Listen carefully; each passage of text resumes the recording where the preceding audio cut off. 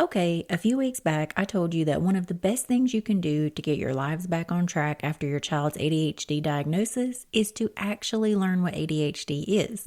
Well, one of our incredible listeners wrote in and said, okay, Danielle, you said to understand ADHD, but can you break down executive functioning and how it affects our kids? So today, we're doing just that. I'm going to explain all 9 executive functions, how ADHD hijacks them, and because I love you, I'm going to give you practical strategies to help your kids build these skills. So, grab your coffee because we're about to drop some major knowledge. Let's do this.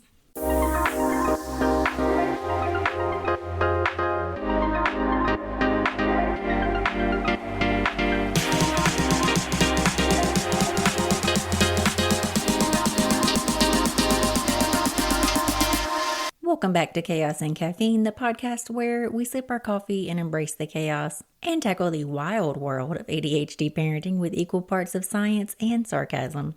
I'm your host, Danielle Kelly, your ADHD parenting bestie, and I'm here to help new neurodivergent parents get their footing and get their lives back on track. And today, we're diving into something that is the key to making sense of your child's struggles, executive functioning. So, what the hell is executive function? Before we break down executive functioning, let's answer that big question. Think of it as your brain's management system. Executive functions help us plan, organize, regulate emotion, remember things, and generally not run around like headless chickens. In ADHD kids, functions are delayed or impaired, meaning their brains struggle with self-regulation, impulse control, and task completion. Also known as why asking them to put on their shoes turns into a 30-minute existential crisis about why shoelaces exist. All right, let's get into the 9 executive functions, how ADHD messes them up, and what you can do about it. First up, response inhibition, also known as impulse control. What it does, helps your kid think before acting. The ADHD struggle, blurts out answers, interrupts,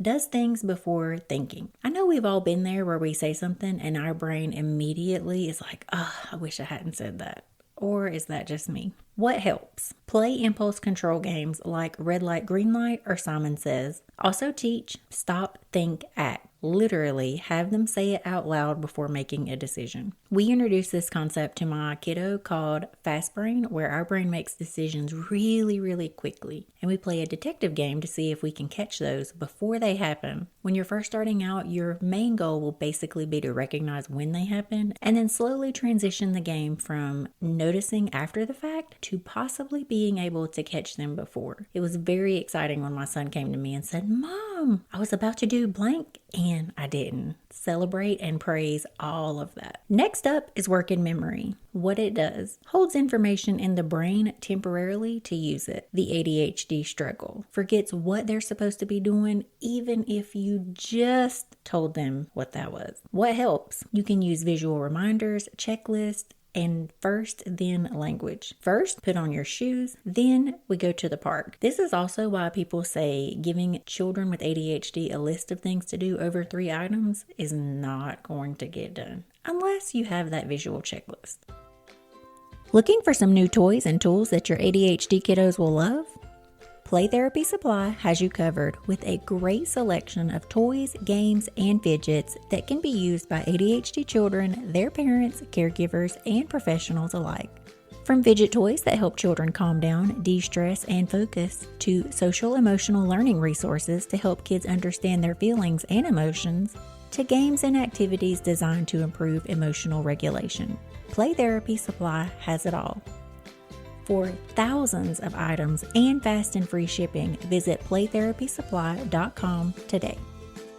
Emotional control. What it does, regulates emotions appropriately. The ADHD struggle. Meltdowns over the wrong color cup, big reaction to what we would consider minor things. What we can do to help. Teach them to name their emotions, practice deep breathing, and use a calm down corner instead of timeouts. I want to add here, don't teach anything in the height of the moment when everyone is dysregulated. We're only going to be successful in teaching while calm. Task initiation. What it does, help start tasks without procrastinating. The ADHD struggle. Stares at homework for over an hour, does nothing. What we can do to help: break tasks into tiny steps, use visual timers, and add fun elements like racing the clock. Planning and prioritizing. What this executive function does is helps to figure out what's important and make a plan. Our ADHD struggle can't decide what to do first, then gets overwhelmed. What we can do to help: again, visual schedules, color-coded to-do lists, and a what's next board is often helpful, and this can be a very simple whiteboard. Organization. I often hear parents complain about their kids' messy room. What it does: keeps track of things. The ADHD struggle: we can't find our backpack, homework, or left shoe ever. So what helps? Use labels, home bases for important items, and make cleaning up a part of our routine and not an afterthought. I love the idea of having a launch pad. In the morning, you have everything in one place that you need to get out of the door on time, such as coat, shoes, book bag, lunch boxes. This will require about 5 minutes preparation the night before, but you can definitely do this before we wiggle into bed. Time management. What it does: helps estimate time and use it wisely. The ADHD struggle thinks 5 minutes and 50 minutes are the same, or more accurate, believing that you can get 50 minutes of something done in 5 minutes. What we can do to help. I love visual timers, as you can tell from the list that we have been making this episode, but also you can do countdowns and practicing how long do you think this will take to give them an idea of how long they believe it will take, and then complete the activity to see how long it actually took. Goal-directed persistence. What it does: keeps pushing toward a goal despite challenges. The ADHD struggle: gives up quickly, especially if something is hard. What we can do to help. Praise effort over outcome. Use gamification. This can include stickers or points. And encourage brain breaks where we get our sillies out and get some movement in so that we can come back online.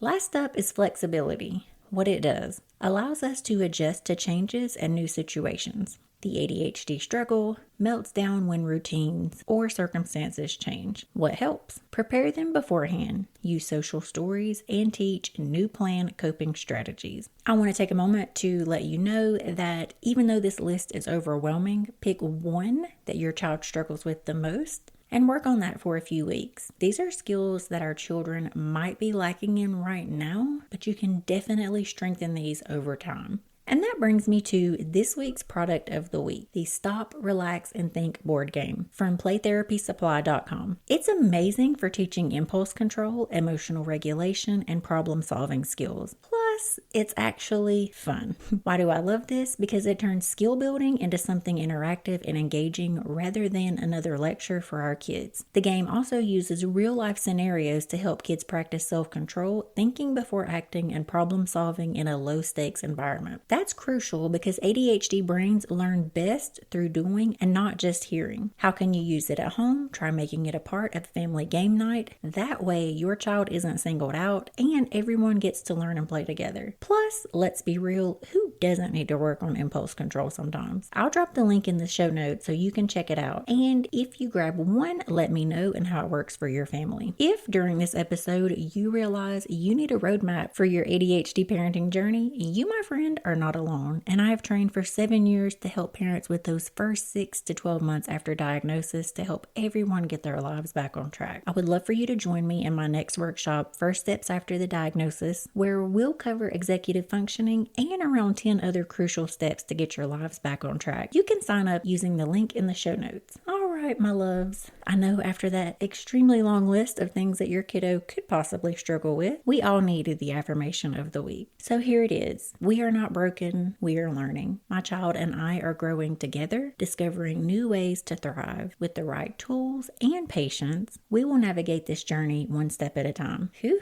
Girl, I think I really need to say that another time. We are not broken, we are learning. My child and I are growing together, discovering new ways to thrive. With the right tools and patience, we will navigate this journey one step at a time. Breathe that in, because we've got this. That's it for today's episode, my Chaos crew. If you found this helpful, subscribe and leave us a review. But more importantly, I want you to share it with another ADHD parent who needs this information. And please don't forget, you are not alone in all of this. See you next time for more chaos, caffeine, and ADHD parenting realness. Bye-bye.